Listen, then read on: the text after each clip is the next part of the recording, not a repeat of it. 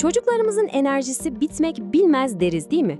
Ama bir duralım ve düşünelim. O inanılmaz enerji gerçekten koşup oynamaya mı harcanıyor yoksa sessizce bir ekrana mı akıp gidiyor? İşte bugün bu modern ikilemi konuşacağız. Yani çocuklarımızı çevreleyen bu dijital dünyada sağlıklı bir gelecek için ne kadar harekete ihtiyaçları var? Gelin birlikte bakalım.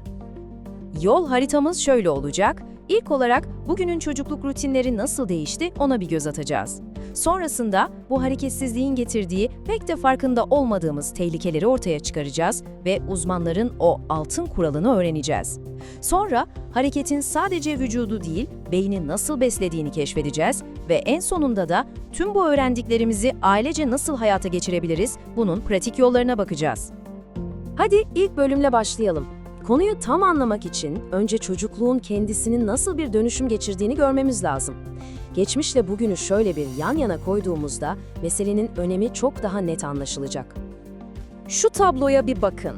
Bir nesil öncesiyle bugünün çocukları arasında dağlar kadar fark var değil mi?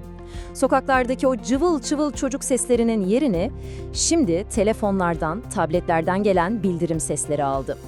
Bisikletin yerini ise oyun konsolları.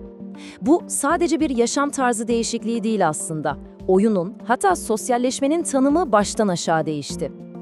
İşte bu noktada karşımıza sıkça duyduğumuz bir kelime çıkıyor, sedanter. Peki bu tam olarak ne demek? Yani sadece tembellik mi? Hayır, çok daha fazlası. Bu aslında vücudumuzun o doğal hareket etme ihtiyacını görmezden gelmek demek. Onu saatlerce hareketsizliğe mahkum ettiğimizde sağlığımızı yavaş yavaş sinsice tüketen bir yaşam tarzından bahsediyoruz. Ve işte bu oran durumun ciddiyetini bütün çıplaklığıyla gözler önüne seriyor. Çocukların okuldan sonraki zamanlarının neredeyse yarısı. Düşünsenize, enerjilerini atıp deşarj olmaları gereken o en kıymetli saatler maalesef hareketsiz bir şekilde geçip gidiyor. Peki bu hareketsizliğin faturası ne kadar ağır? Gelin şimdi bu yaşam tarzının çocuklarımızın sağlığı üzerindeki çoğu zaman gözden kaçırdığımız o gizli risklerine daha yakından bakalım. Listeye baktığımızda fiziksel bedelin gerçekten ağır olduğunu görüyoruz. Ve burada sadece kilo alımından bahsetmiyoruz bakın. Tip 2 diyabet, yüksek tansiyon gibi normalde yetişkin hastalığı olarak bildiğimiz risklerin tohumları maalesef daha çocuklukta atılıyor. Bu da onların gelecekteki yaşam kalitesine doğrudan tehdit ediyor.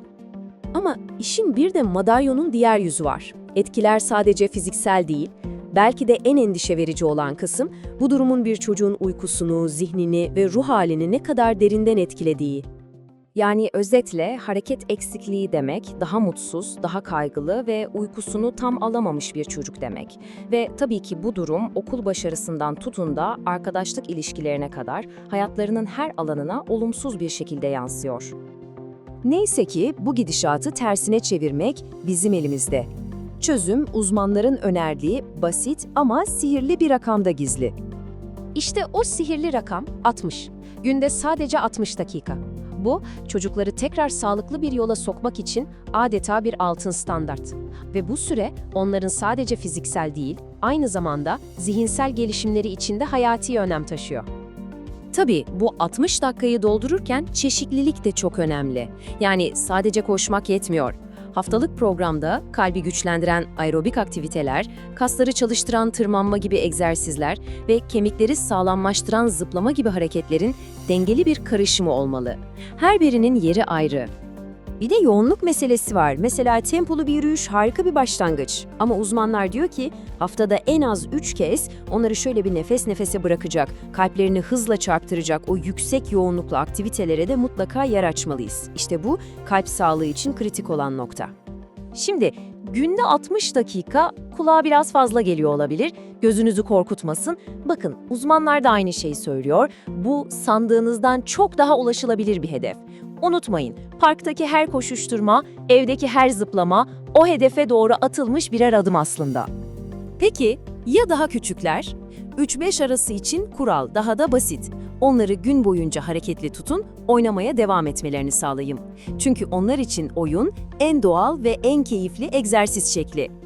Şimdi gelelim bu 60 dakikalık hedefin asıl sihrine. Bu işin sırrı sadece kasları değil, beyni de nasıl çalıştırdığında yatıyor. Gelin şimdi hareketin o inanılmaz bilişsel gücünü keşfedelim.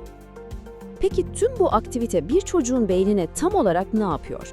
Bu sorunun cevabı gerçekten çok önemli. Çünkü hareketle öğrenme arasında sandığımızdan çok daha doğrudan bir bağ var. Vücut hareket ettiğinde beyin adeta ışıldıyor, yeni bağlantılar kuruyor ve gelişiyor. İşte o doğrudan bağlantının sonuçları.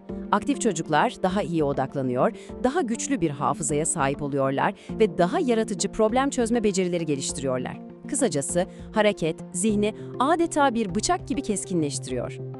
Ve tabii ki faydalar sadece zihinle de sınırlı değil.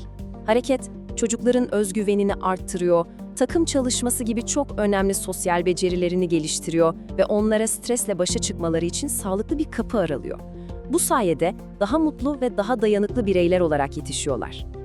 Peki, tüm bu konuştuklarımızı, bu teoriyi nasıl pratiğe dökeceğiz? İşte şimdi, ailece daha aktif bir yaşam için izleyebileceğimiz 4 basit ama çok etkili stratejiye geldik.